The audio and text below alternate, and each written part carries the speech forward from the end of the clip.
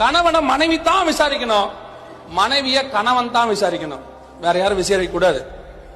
இன்னைக்கு கிடையாது. இன்னைக்கு குடும்பத்தை சில கணவன்லாம் பாத்தீங்கன்னா சமய காலங்கத்தால கடையில போய் 6 மணிக்கு பிசினஸ்ல உட்காந்தாப்புனா நைட் 1 மணி வரைக்கும் உட்காந்துருப்பான். அந்த சேர்லயே உட்காந்து வளர்ந்து பெருகி அந்த சேர்லயே சைடெல்லாம் போடுது. அந்த சேரை விட்டு அவன் வெளியே வரணும், பிரிச்சுதான் அவன் எடுக்கணும். பாத்திருக்கீங்களா? கேட்டா சொல்றாரு, இந்த குடும்பத்துக்காக தான் நான் உழைக்கிறேன்.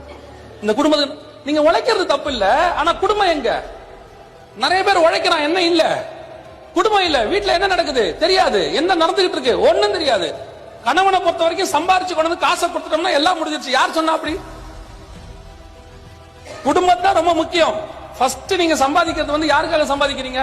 குடும்பத்துக்கு சம்பாதிக்கிறீங்க. அப்ப உங்க குடும்பத்தை நீ விசாரிக்கணும்ல. நிறைய பேருக்கு என்ன தெரியுமா பிரச்சனை?